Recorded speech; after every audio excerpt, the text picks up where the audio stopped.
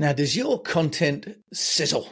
Does it get people on your website and across your social media channels excited to talk to you? I mean, do they want to come and reach out to you? Because if you are struggling to make content exciting enough and you're maybe dabbling with AI to make it a little bit more exciting, but it's falling a bit flat, then my guest today is going to be someone that you want to listen to. Her name is Wendy Lieber, and she's the co-founder and CEO of a company called Content Bacon. She's actually joining us from Florida, where they've got some storms. We're hoping she'll be able to stay with us the whole way through. Wendy, welcome to the show. Thank you, Jim. Pleasure to be here. Well, it's a pleasure to have you. I know that you've got some challenges in Florida now with the weather, so thank you for making the effort to dial in. And we're going to talk about content because there's the old saying, content is king and context is queen. What about AI, and how is Content Bacon, your agency, helping clients, entrepreneurs and business owners to create content that really sizzles and gets people interested in their brands? Yeah, it's a great question. I think one of the first things is this word content, right? A lot of people, they don't even really know what that is because it's all encompassing. And so, we help companies tell their story through different types of mediums that their audience is using. So content is just all the different ways we communicate with our audiences, both internal and external. And how do you make it sizzle? How do you make it have an impact? Well, it starts with you have to have a good story, and a story that's constantly evolving, and a story that has depth and breadth to it. It's not like a one and done, here's our story, let's tell it the same way 50 different times. It's an evolving thing. And the way to have it evolve and get better is to actually do it, because otherwise you are just saying the same thing. And there's nothing better than putting it out there to see what resonates, what doesn't, and even just getting aligned internally. How do we talk about ourselves in a way that's interesting and impactful? Wendy, later on, we're going to talk about some of the mistakes that you've made as a CEO and leader of a company when it comes to content. But first of all, we're going to talk about how you're doing it right. You've talked about content as being a story. And interestingly enough, you said that the content or the story needs to change. How does an entrepreneur, if you like, retain consistency, which is essential for brand building and reassurance, with evolving the story? How do you reconcile that dynamic, Wendy? Yeah, I think it's being willing to go a layer deeper than others are willing to go, and have a point of view, have a stance, almost be willing to make mistakes and say things that might be provocative. So it's the opposite of playing it safe, right? Which so many companies and brands want to do because, God forbid, we stir the pot, and we live in a culture right now that definitely doesn't reward. But I think in order to stand out and get noticed, you have to have some passion behind you. You gotta have a point of view. And so I think that's how you do it, is be willing to say what others aren't willing to say, be willing to show your audience, a little bit behind the scenes. So it's not just like keeping it safe, keeping guarded. It's very similar to having a relationship with someone, right? It's like, if you don't go deep, the relationship doesn't go deep. And I guess, Wendy, if you see it in the context of having a relationship, if you're with your children or your parents, or your family, your friends, you have some consistent values, don't you? Those don't change: honesty, integrity, and so on, humor. 100%. But how you interpret the situations may change. Wendy, how does an entrepreneur not look as though they're being opportunistic? Because it's quite easy then to jump on something. AI is a good example where people but it doesn't have a lot of depth to it. How do you help people to not look as though they're just kind of paper thin on taking positions? Yeah, I mean, don't be opportunistic. Don't be paper thin. It is like, don't just jump on bandwagons. I mean, I'm seeing it left and right, and, I can get really riled up about it because, there's so many companies out there, they're experts in AI and they know how to do all these things. And it's like bullshit. There are no experts right now.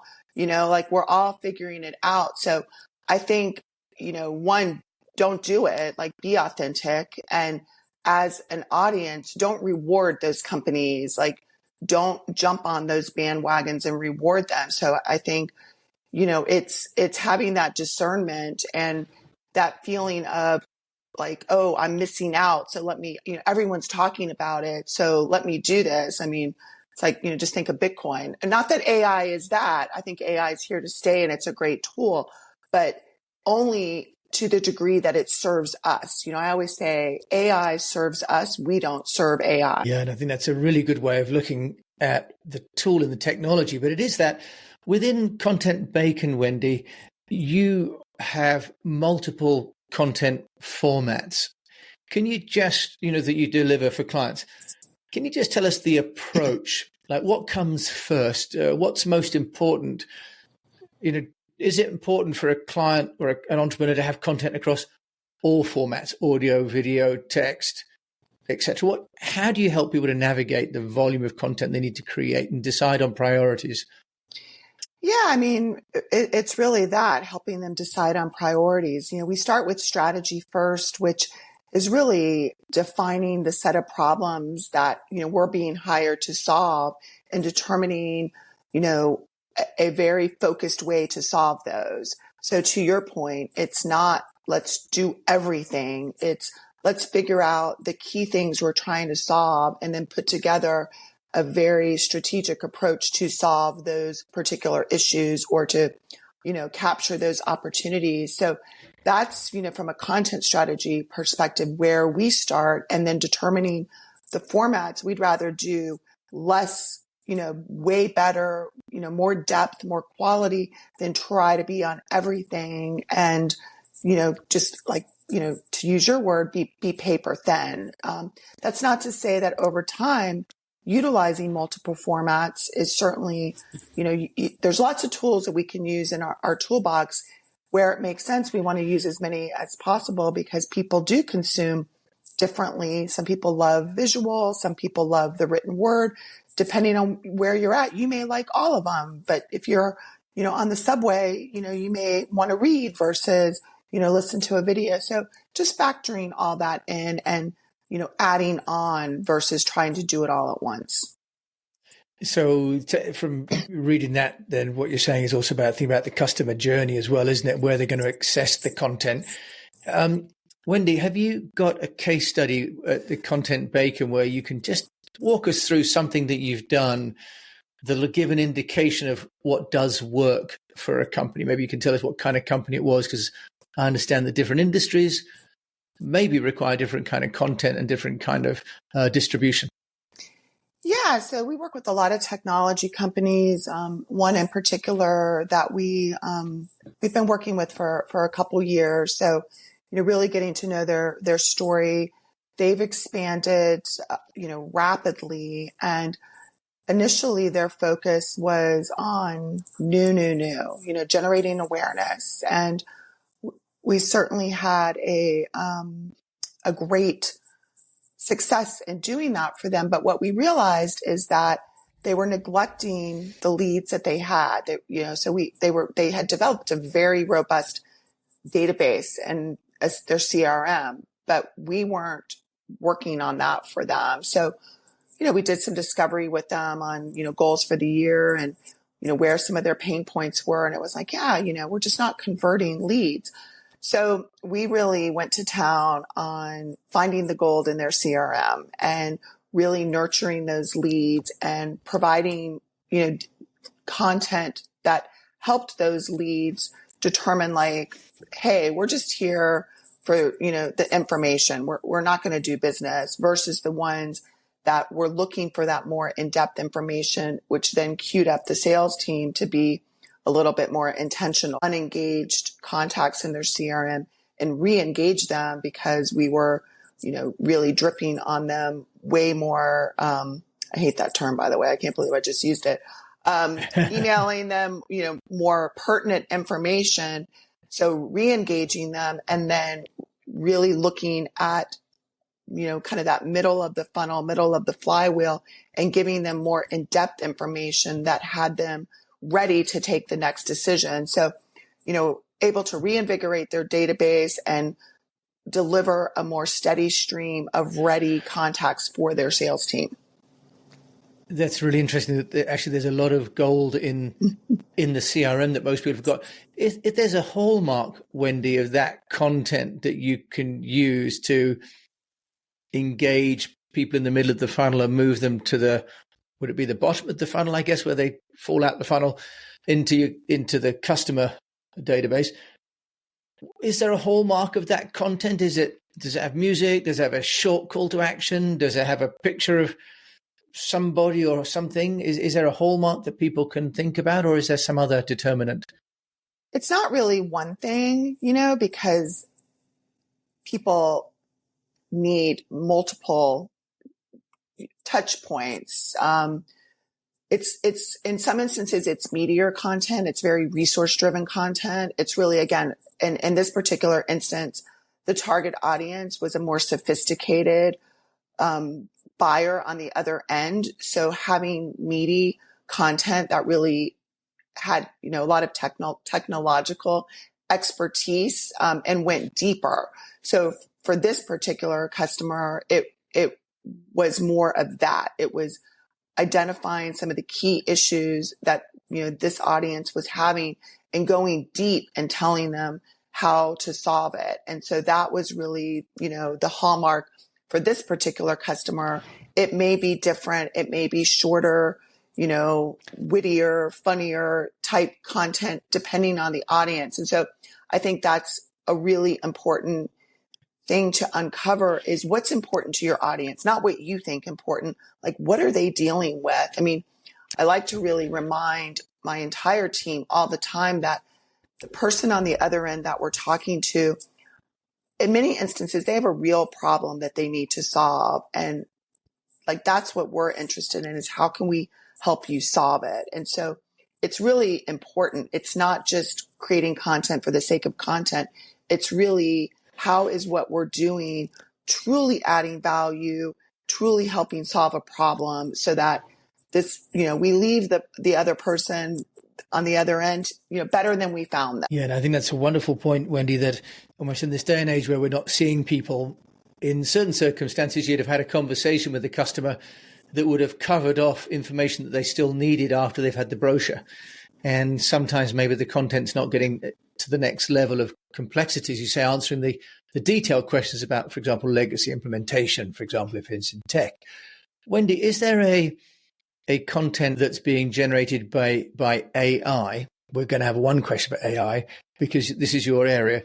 Is there content being generated by AI that you think is better than content generated by humans? What's your view on that? Yeah, I think AI is a great tool. I think where we have found a lot of use for it is in, some of the brainstorming, aspects of the project. It's like an assistant, right? It kind of helps get the juices flowing. We've also found that we have, every single one of our customers has a style guide and do's and don'ts, right? We have certain customers who there's just certain words that they don't want to use, that might be part of their industry, but they've made, like for us, like we use the word customer, not client. So if we were working with a content company that kept putting the word client, like, eventually we would fire them, because it's like, listen, like, hear what we're saying. So we've used AI from like an editor standpoint on those type of things that, yes, a human should be able to, find that, but humans make mistakes. So where there's very specific, right and wrong, black and white, we found AI to be a great tool to help us find those versus always relying on the human. And so it's things like that we're constantly uncovering where AI can do a better job, because it can take direction and for the most part do it correctly, 100% of the time, which it can't, but well, I guess an AI doesn't lose concentration, right? It might hallucinate sometimes, but maybe that's different. So Wendy, which tool are you using for that, checking for example, against brand guidelines. That's useful. Yeah, our team has created quite a few. We use quite a few. We've created our own, custom GPTs. We've used, honestly, I don't even know all the software we're using because our team is constantly testing and creating new ones. So if someone is more interested in that, reach out to me and I'll find out exactly what we're using because we're constantly testing and trying to find the best of the best. And we're also developing some of our own stuff. Yeah, and I think one of my guests earlier on runs a company called Brandwatch, for example, which is tracking across all the brand creators for a company to make sure that they're on message. So, but interesting you say using ChatGPT and creating custom ChatGPTs as well, Wendy. So yes. I think, as you say, we're all innovating. No one's quite at the other side yet. Wendy, you've had Content Bacon and you co-founded this business. You're in Florida. And you're serving clients certainly all over America, I think also all over the world. As an entrepreneur, how have you been getting Content Bacon noticed? Because, you do things for clients, but I'd love to hear whether you're, can I say, eating your own bacon? Because yes. I mean, not as consistently as we would like, but yes, we do. We do eat our own bacon. So we do quite a few things. I mean, we do the basics, right? So there is kind of like this mastering the basics that I'm a big proponent of, and that's creating consistent content in the form of articles, social media, email content, on a consistent basis. So it's like, the foundational content that every company needs to look alive, stay relevant. So we absolutely do that. We've also used, webinars, speaking engagement, where really our focus is education. We have always been big believers that we want to give, a lot of information. We want to be an educational resource. We truly want to help companies understand how to use content to grow. And so that's really been an effective strategy. It's not been a manipulative strategy. It's truly been how we feel. So, doing webinars, doing speaking engagements, has, always been, an important part of our strategy. Yep. See our blogs. So, again, the give before you get, we've got tremendous resources on our website for any company that wants to do it yourself. We're big believers that an educated customer is the best customer. So we certainly, we provide, that information. We'll be back after a quick break. Would you like to double your salary without starting another business? The easy way to do this is to join the board of another company. You get well paid for a part-time role. You get all the credibility that comes with being a board member. Plus, you get to hang out with some very cool people and learn how other businesses are dealing with their problems. If you'd like to know more, if you'd like to learn how you get your first board seat within 60 days, just click on the link below, as Unnoticed is a gold sponsor of our summit, so you get free tickets. Enjoy. I'll see you there.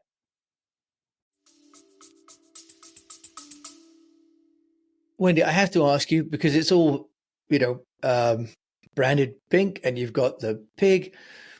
I would have to ask you why the Content Bacon as a name. Yes. So first, we're going through a rebranding. So stay tuned. We have like our next level branding that we're going to be launching soon that I'm super excited about. But Content Bacon, which is a great brand. It's one of, probably the best decisions my partner and I made. We just went through a branding exercise. We came up with a lot of different names, and listen, bacon makes everything better. And you can put bacon in almost anything and it's better as a result. It's sizzling.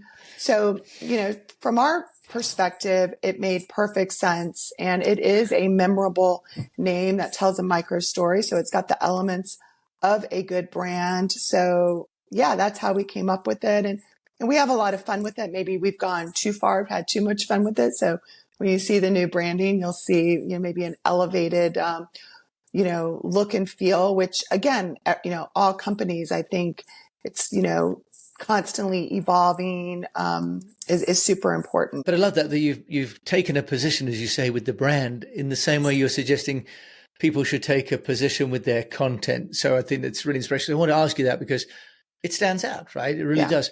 Wendy, as an entrepreneur, you've had Content Bacon now for a number of years. It's successful, but would there be something that you could share that maybe hasn't gone quite as planned? Sure. A mistake maybe that you made, and I don't mean to embarrass you in any way, but always useful to hear what we shouldn't try at home. Yeah. Where do I start? So I think one of the missteps I made recently was as we grew and as our team grew, and I really developed my leadership team, and to the most part, really wanted my leadership team to kind of have the reins. I made a decision to step back from our storytelling, if you will, and being out there and being the voice to really let Content Bacon be the brand and be at the forefront. And sounded good in theory, right? Not to be so attached. But what I found was that, I am the co-founder. I am the CEO. The vision of Content Bacon, is my responsibility. And so not being at least one of the voices out there talking, sharing was a real misstep for not only, the world, our audience, but also even internally, because what I say to, externally, my team hears, and that all works with our culture. So it was really, I saw the impact, kind of the dilution of the brand, it not being as interesting and innovative. And so more recently, as I've stepped back into the forefront and started creating more content and started sharing our story, I've seen the impact again, both internally and externally. So it's just a lesson. I don't know that I could have learned it any other way than actually making the mistake. So I'm grateful, for the lesson. And, but I can at least share it because other entrepreneurs that maybe aren't the forefront of their brand and maybe aren't spending the time, sharing, it could be and probably is a missed opportunity to have that leadership position and really be at the forefront because it's humans, right? Like at the end of the day, we're humans connecting with humans. And if your brand doesn't have that human voice, that human connection, it's, I think you're missing a big opportunity. Wendy, I think it's a wonderful point. And thanks for the honesty there. And I think that, we all, me included, go through some fatigue, right? I certainly had this with one of my companies in the, after about 10 years, you just sort of feel a little bit of fatigue. And rather than walking away, we need to find a way to recharge and then come back in, which is plainly what you've done. Wendy, you are plainly charged and coming back in and running Content Bacon. If there's a tip, you remember also the Entrepreneurs Network, the Global EO, and that's a wonderful group. And I was involved in that in Beijing and starting that chapter there with Rich Robinson. So you've got a huge amount of experience and you must be successful to be in that chapter. So what would be a tip that you'd give to my fellow unnoticed entrepreneurs? Yeah, I think it's never stop telling your story and never stop evolving your story. And, being passionate and having a burning desire for what you're up to. And again, that may wane at times. And so figuring out a way to tap back into that. And for me, one of the ways was being the voice again, starting to create my own content, starting to think about what's interesting. What do people, want to hear about? What am I passionate about? Why do I have this company still? What is next? And so tying all that together has really reinvigorated me. We've created new offerings as a result. And that's where, my passion is. And then that overflows into my team. So I really do believe, storytelling, telling your story, figuring out what your story is, refreshing your story, evolving your story, all of those things go hand in hand to build a company that wins. And, I'm all about winning. I'm all about attracting, winning team members, winning companies. And I think it starts with, you winning and what does it look like to win and just making sure that you're able to tap into the why, and that all, bleeds into your story. So never stop telling your story. And when you feel stuck, that's a really good indicator that you need to go deeper. Wendy Lieber. Well, if we want to go deeper into what you're also learning, how you learn, is there a podcast or a book that you've used on that journey? As you say, you dropped out of the business, come back in, recharge, leading that. So any particular book or podcast that you've been reading that's given you some inspiration or some guidance or reassurance? Yes, I am obsessed with Unreasonable Hospitality by Will Gadar. So it's a book. You can listen to it on audio. It's amazing, and it's really about Will Gadar owned a Love in Madison Park, and which was one of the top restaurant in the world, and this book is really all about how to provide unreasonable hospitality, service to others. And I am so passionate about that. And this book, like, to me, I was just reading it, I would get too excited. I would have to stop because I wanted to, implement so many of the things. I made my whole team read it. But to me, the reason why is it's really about, serving your guests, serving your customers, providing something that's out of the ordinary. And I think in this day and age where we're trying to automate everything or use AI for everything, or, hide behind, email and technology for everything, the human experience, the human connection, it's why we're alive. It's where the magic is. And so I just believe that the more, service is part of our businesses, and really serving, which means you have to really listen, really be curious, and, empower your team to provide that service and go the extra mile. I'm obsessed with it. So I guarantee if you read this book or listen to it, you'll be thanking me because it's amazing. So it's called Unreasonable Hospitality, is that it? Yes. Unreasonable Hospitality by Ben Gadar. Wendy Lieber, if people want to find Will Gadar, sorry, if people want to find out more about your unreasonably good content, which is sizzling, content bacon, how can they do that?